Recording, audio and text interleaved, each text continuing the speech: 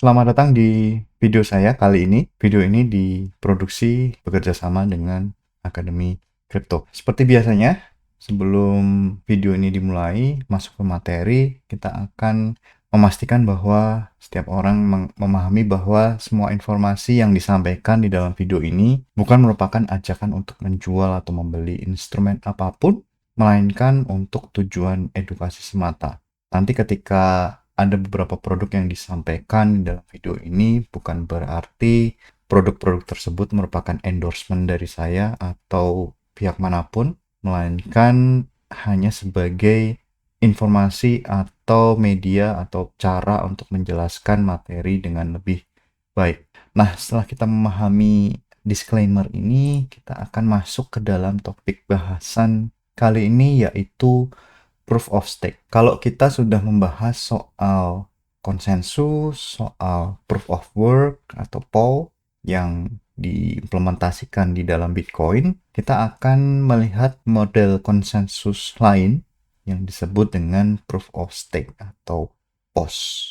Ide kunci dari yang akan disampaikan dalam presentasi ini adalah konsensus proof of stake ini merupakan konsensus yang menggunakan aset sebagai stake untuk mendapatkan hak atas validasi gitu ya. Jadi dia akan memvalidasi transaksi itu dengan menggunakan stake atau aset yang ada di dalam blockchain tersebut. Nah, yang akan kita pakai sebagai contoh di dalam pembahasan kali ini adalah Ethereum. Sebenarnya ada beberapa produk lain yang menggunakan proof of stake atau POS, akan tetapi kita memakai Ethereum karena Ethereum ini unik. Apa uniknya nanti akan kita bahas. Kemudian Ethereum juga merupakan satu produk yang cukup signifikan di dalam industri crypto aset. Jadi saya yakin bahwa setidaknya 99% dari Anda sudah pernah mendengar soal Ethereum gitu. Jadi perbedaan di antara proof of stake dan proof of work itu soal dari mana atau bahan yang dipakai untuk melakukan konsensus ya. Kalau kita kembali lagi di video sebelumnya, proof of work itu dia menggunakan komputasi, menggunakan peralatan komputer, ASIC miner gitu ya. Tetapi kalau di proof of stake sudah saya sampaikan tadi menggunakan aset, yaitu native asset gitu ya. Native asset di dalam blockchain. Tetapi ada juga beberapa produk yang menggunakan token. Nah, itu adalah kasus khusus yang tidak dibahas di sini.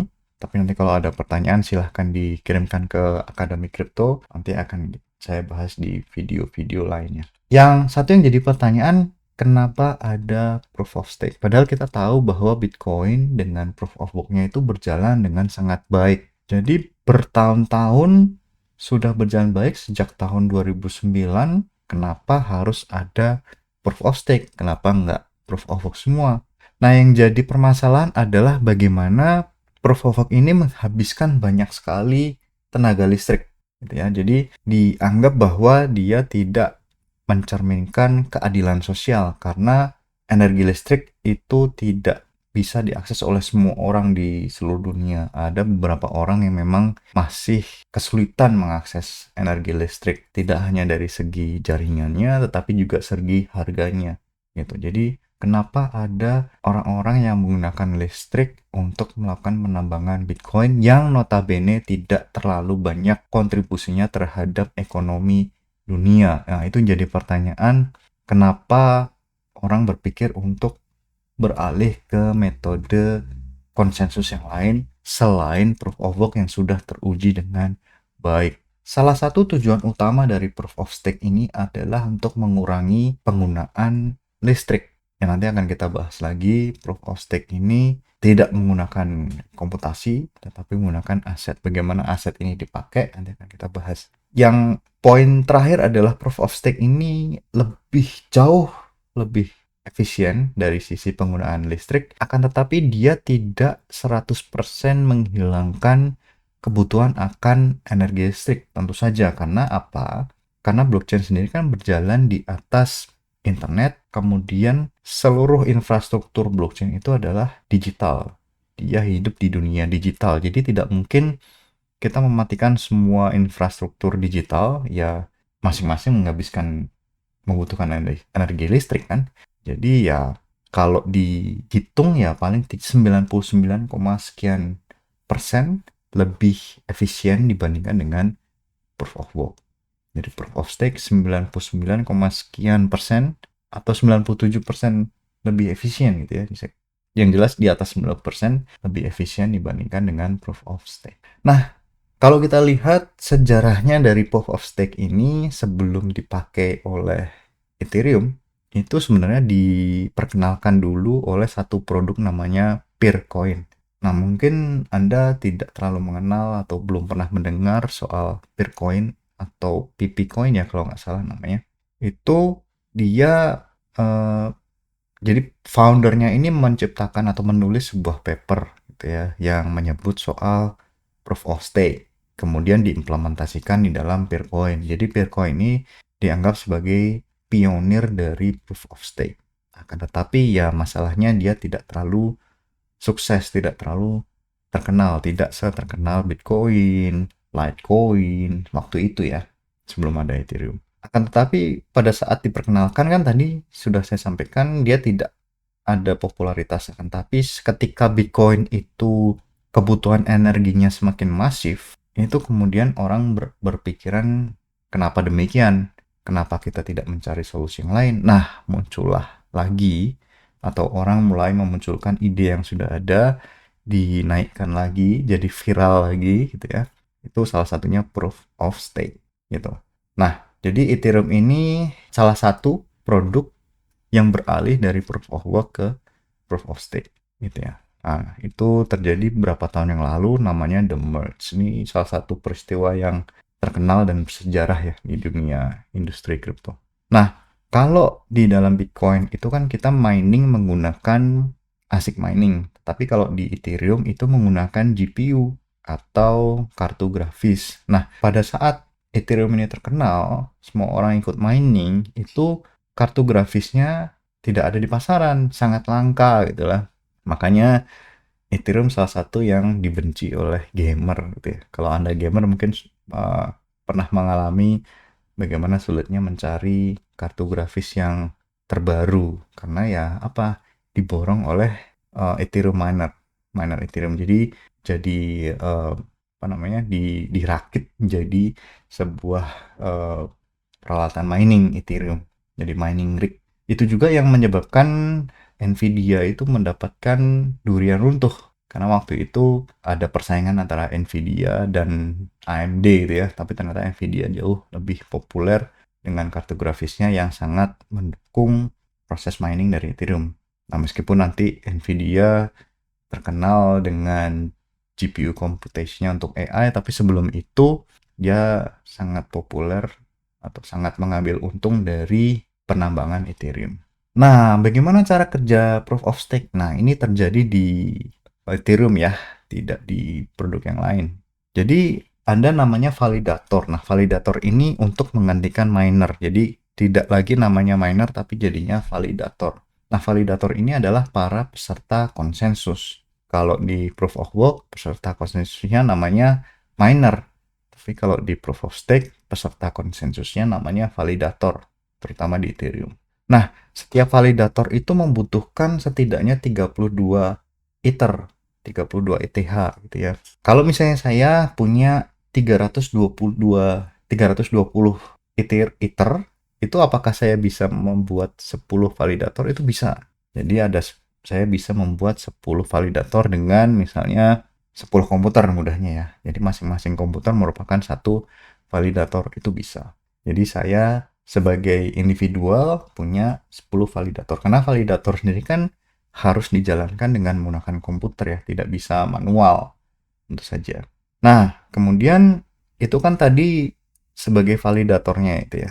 Orang-orang yang menggantikan peran para miner untuk membuat sebuah blok. Nah, bagaimana cara memilih validator tersebut? Bagaimana cara protokol Ethereum ini membuat atau memilih siapa validator berikutnya? Nah, itu ada satu protokol atau satu algoritma namanya RunDAO.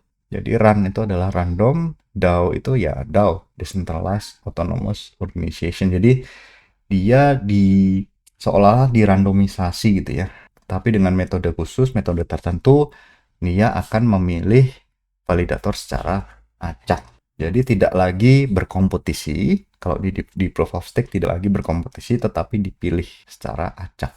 Jadi kalau misalnya saya punya 32 validator, ya peluang saya menjadi validator berikutnya untuk menciptakan sebuah blok ya makin besar. Nah, jadi kalau di proof of work itu ada solo mining dan pool mining. Di perkembangan proof of stake sendiri juga muncul namanya solo staking dan pool staking. Kalau solo staking seperti tadi, saya punya 32 ETH, saya menjalankan satu validator di satu komputer. Nah, itu saya namanya home staking. Tetapi ada juga kalau misalnya saya tidak punya 32 ETH. Nah, saya bisa melakukan pool staking. Tetapi pool staking nanti ada namanya biaya operasi. Biaya operasi nanti akan dipotong dari income atau reward yang saya peroleh, gitu ya. Nah, di dalam proof of stake, kalau proof of work tidak mengenal namanya penalty, tapi kalau di proof of stake ada namanya penalty, gitu ya. Nah, rewardnya apa dulu nih? Kita bahas soal rewardnya dulu. Jadi kalau di proof of work seperti di Bitcoin itu rewardnya misalnya subsidi dari sistem 6,25 Bitcoin plus biaya transaksi. Kalau di Ethereum itu ada juga block reward, subsidi dari sistem ada, kemudian ada juga namanya, jadi ada 3 sebenarnya, consensus reward, execution reward, dan MEV. Nah, MEV ini sebenarnya adalah maximal extractable value. Ini merupakan reward yang baru gitu ya, yang baru terkenal beberapa tahun belakangan ini. Jadi si validator ini punya hak untuk mengurutkan transaksi. Jadi dia seolah-olah dianggap sebagai orang yang disuap untuk mengurutkan transaksi. Nah, itu bisa jadi namanya MEV. Jadi dia akan mendapatkan reward tambahan karena dia berhak untuk mengurutkan transaksi di dalam sebuah blok. Itu namanya MEV. Nah, penaltinya ketika sebuah validator ini dipilih dengan menggunakan rundown tadi, kalau si validatornya tidak aktif, misalnya komputernya mati atau jaringan internetnya mati, dia akan kena hukuman. Hukumannya berupa pemotongan pemotongan tadi, stake tadi, sebesar setidaknya 1 ETH dulu, plus penalti-penalti tambahan. Itu ada algoritmanya, ada ketentuannya dengan jelas. Nah, kalau kita lihat ada beberapa pertanyaan yang mungkin ada di pikiran Anda gitu ya. Yang pertama, bagaimana caranya mendeteksi staking scam? Karena staking ini bisa jadi scam gitu ya. Yang jelas pertama kita harus pastikan bahwa staking ini punya manfaat. Misalnya staking ini dipakai untuk konsensus. Nah, itu artinya staking ini punya manfaat. Kalau misalnya staking ini tidak ada manfaatnya, nah itu bisa red flag ya. Red flag. Kemudian, apakah staking ini selalu profitable? Umumnya, ketika kita mengeluarkan modal, itu tentu saja harus profit.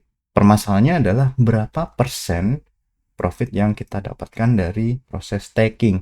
Kadang-kadang tidak signifikan gitu ya. Misalnya di Ethereum itu staking rewardnya hanya yang sehat ya, hanya 2,5 sampai 3,5% lah kalau tidak salah. Jadi ketika kita punya aset sebesar senilai 1 miliar dalam bentuk ETH misalnya, apakah dengan 3% setahun itu cukup untuk reward kita? Padahal misalnya kalau kita depositokan itu misalnya mendapatkan 5%.